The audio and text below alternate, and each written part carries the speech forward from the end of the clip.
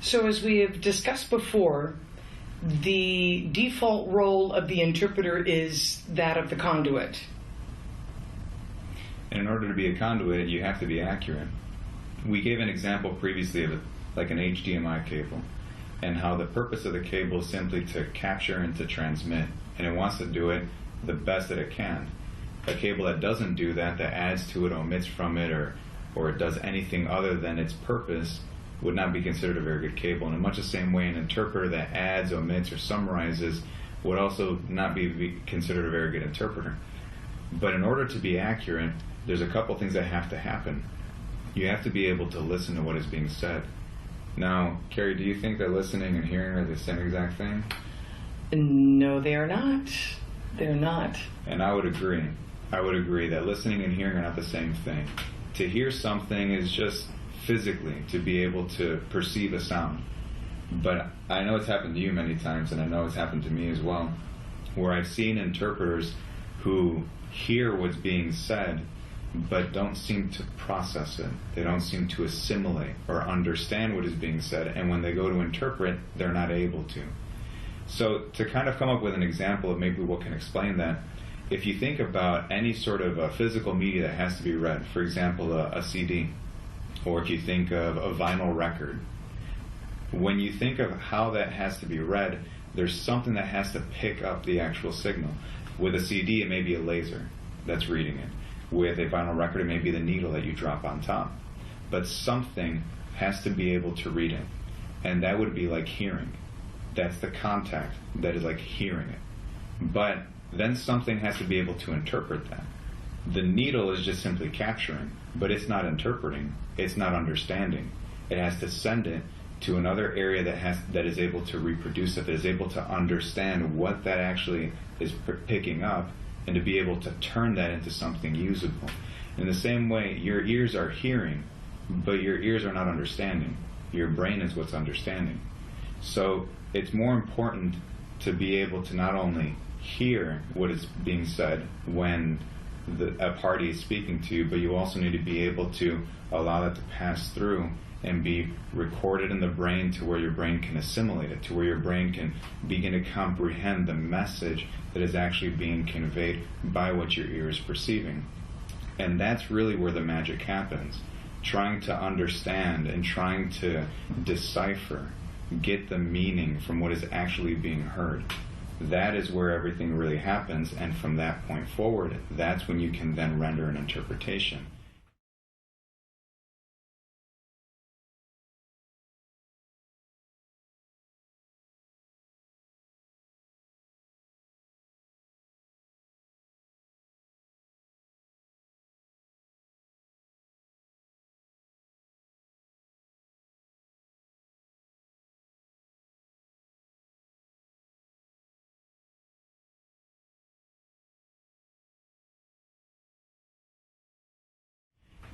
Now, what I've been told before, and I'm sure you agree, is that we interpret not word for word. How do we interpret, Gary? We don't do word for word. It's always meaning for meaning. So, a really good example of that would be, it's raining cats and dogs. We all know that it can't really rain cats and dogs. What does that mean? It's raining really hard. So it's very important when we receive a message that we're able to analyze that message and not just focus on the words, but able to put that into meaning. And in order to be able to listen effectively, we have to be able to concentrate on what is being said. We have to be able to focus on what's being said, because when you're concentrating and when you're focusing, that's when you're really able to pay that level of attention that that message deserves. And that's when you're able to take the time to analyze what's being said, extract the meaning from it, and be able to deliver that faithfully. Now, there are situations, though, where maybe concentrating won't be as easy as we might like it to be. Could you think of anything? I mean, there could be external reasons, there could be internal reasons. Are there any external reasons that you can think of where we wouldn't be able to concentrate? Oh, yes, there are. And I'm going to say one of them would be ambient. Because if there's something going on in your environment, next door neighbors playing loud music, the gardener just came, started mowing the lawn, your kids come home from school, they're making noise in the kitchen. Right. It's really crucial to make sure that your environment, your background is quiet and that you're in a quiet place. But of course, all of these things can affect us, especially as far as trying to focus, obtain, and retain information with all of these noises that might be going on in our background. Yeah, I agree. And it happens. Along with ambient, I mean, they go hand in hand. They might even be the same technically. It would just be visual. Yeah. Anything that is visually distracting. It may not even be necessarily something that you hear, such as a lawnmower, or maybe your kids coming home and turning on the TV. It could be something that you physically see. Maybe you're interpreting and a fly starts flying around, and that can catch your attention and immediately just distract you. Even if it's for just a brief moment, it can take away your attention and your ability to concentrate on the message. But there are also internal reasons, I think, as well. Internal things that can really break your concentration. Can you think of anything internal that may be able to break that concentration? Yes, I do. I'm thinking, for example, if you're hot, if you're really hot, it's going to make it really difficult to concentrate because you're focused on your temperature of your body. If it's really cold, you'll be really thinking more about that than what somebody's trying to tell you. Right. The cold is going to take over, the heat's going to take over. If you're experiencing any physical pain, your back is hurting you, those can all be obstacles Yeah. as far as retention. Yeah, they definitely could. And it could even be just emotions. I mean, not only sensations like hot or cold or simple things like that, it can even be emotions as well. You may be feeling anxiety. You may be feeling ill. Maybe you haven't been sleeping very well. Maybe things are going on in your life that are distracting you. Exactly. Real things happen. People get sick in your family. Maybe there are issues that you might be having on a personal level. And if we're not careful, the emotions that are tied to these events can also begin to find their way into our workflow or our performance, and it can break our ability to concentrate. So it's important that we learn how to try to keep these things at bay. But one other thing that I can think of is bias. So we can't decline services based on beliefs, based on somebody's accent. We have to make sure that we just keep very neutral, and we can't be biased. We can't give the impression of being biased, as per the Code of Ethics. I think that's an important point too. It's not just a simple matter of being biased or not being biased. Our behaviors can sometimes give the appearance of bias without us even meaning to. So it's important to also keep that in mind, like again stipulated in the Code of Ethics.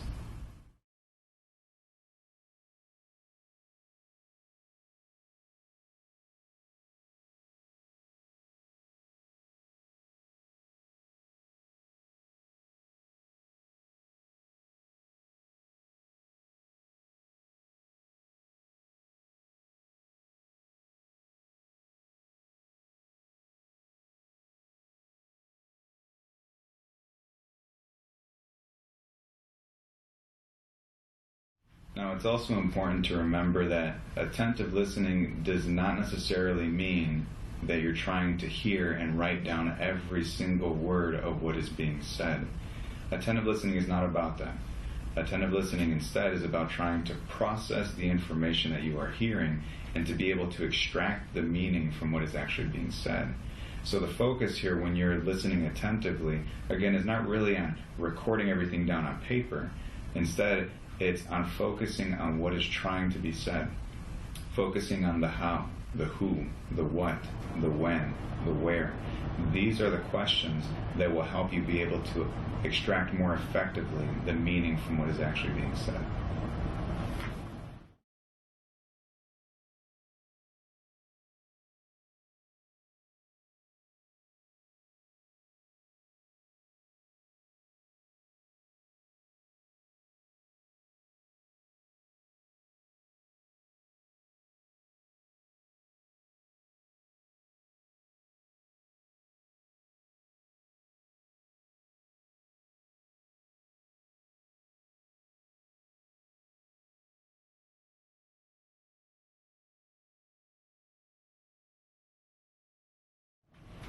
So we've been talking in this video about listening and how to listen more effectively.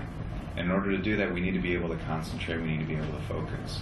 Like we said in this video, there are always going to be factors, whether external or internal, that can try to break our concentration. And we need to be able to anticipate these. Now, work-at-home interpreters are able to control this a little bit better. They're able to control their environment a little bit better, but even still, there are always going to be certain surprises that may present themselves without us even wanting to. And it's important to be able to be a little bit more proactive and understand what these could be to be able to effectively counteract them, to be able to continue to concentrate and focus on the message regardless of what happens around us. So now let's look at a couple of examples of how we might be able to do this in practice. Thank you so much, interpreter. Ma'am, thank you for providing me with your social security number, your address, and phone number. And now I'd like to read you a disclosure related to your annual gross income. Thank you for the information. Allow me a moment. Bueno, gracias, señora, por proveerme esa información, por darme su número de seguridad social, su dirección y su número de teléfono. Ahora le voy a tener que leer una declaración legal que está relacionada con sus ingresos anuales brutos.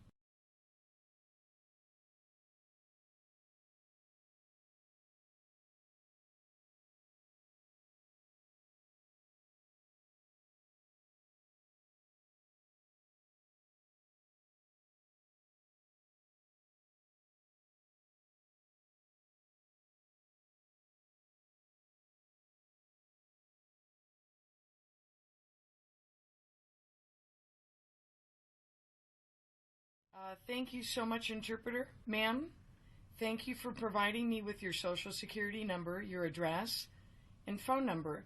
And now I'd like to read you a disclosure related to your annual gross income. Thank you for the information. Allow me a moment. Bueno, gracias, señora, por proveerme esa información, por darme su número de seguridad social, su dirección y su número de teléfono. Ahora le voy a tener que leer una declaración legal que está relacionada con sus ingresos anuales brutos.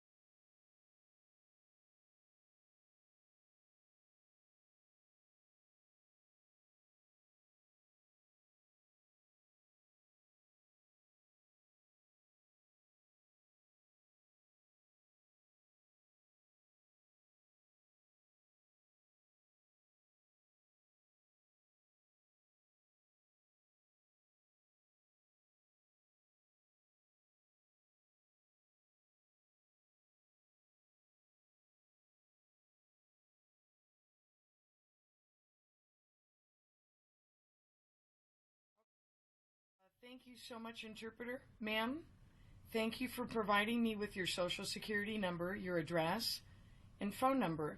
And now I'd like to read you a disclosure related to your annual gross income. Thank you for the information. Allow me a moment. Bueno, gracias, señora, por proveerme esa información, por darme su número de seguridad social, su dirección y su número de teléfono. Ahora le voy a tener que leer una declaración legal que está relacionada con sus ingresos anuales brutos. De nada, está muy bien. You're welcome. That's fine. Any income from alimony, child support, or any separate maintenance may not be revealed if you wish us to consider them as a basis for repayment. May I have your gross yearly household income at this time? Ahora, cualquier tipo de pensión alimentaria, cualquier tipo de pensión o manutención que recibe de menores o manutención que recibe por separación no tiene que ser revelada al menos que quiere que sea base de su repago. ¿Me podría proveer en este momento sus ingresos anuales brutos de su vivienda? Bueno, nosotros, mi esposo y yo juntos, tenemos un ingreso al año de $59,800 y no hay ningún otro ingreso.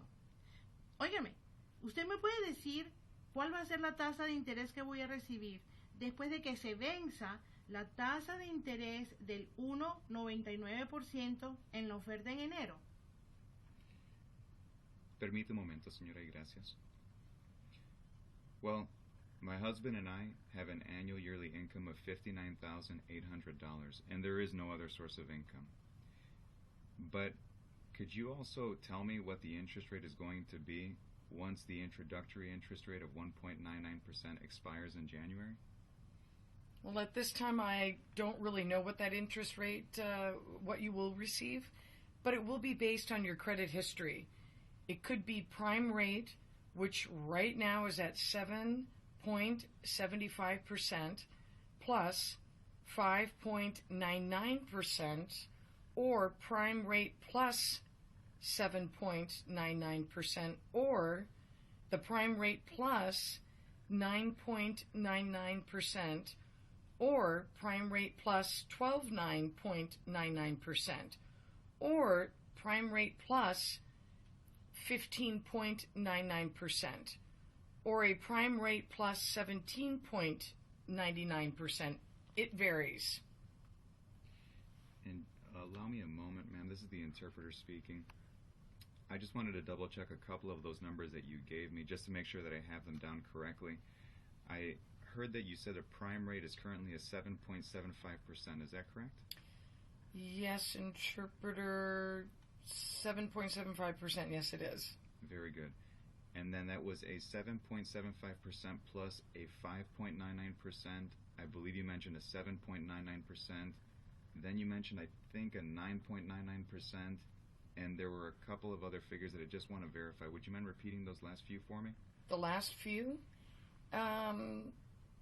We've got either it could be the prime. So let me start, interpreter. Okay. Prime rate plus 12.99%, or the prime rate plus and 15.99%. Okay. Or a prime rate plus 17.99%, and it varies. Okay. So. Thank you very much. I appreciate that. You're welcome. Thank you. Yeah, of course. Allow me a moment. Bueno, señora, en este momento honestamente no sabemos cuál será esa tasa de interés, pero sí le puedo decir que se va a basar en su historial crediticio.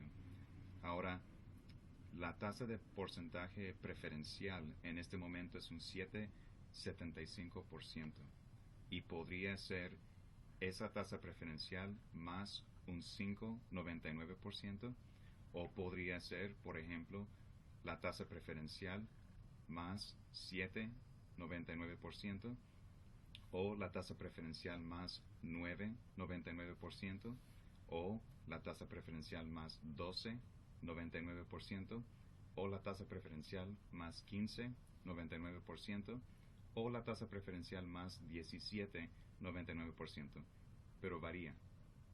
Ah, bueno, es decir que usted no sabe ahorita. Está bien. ¿Y cuándo van a procesar todo esto? Okay, so you don't know at this time, but that's fine.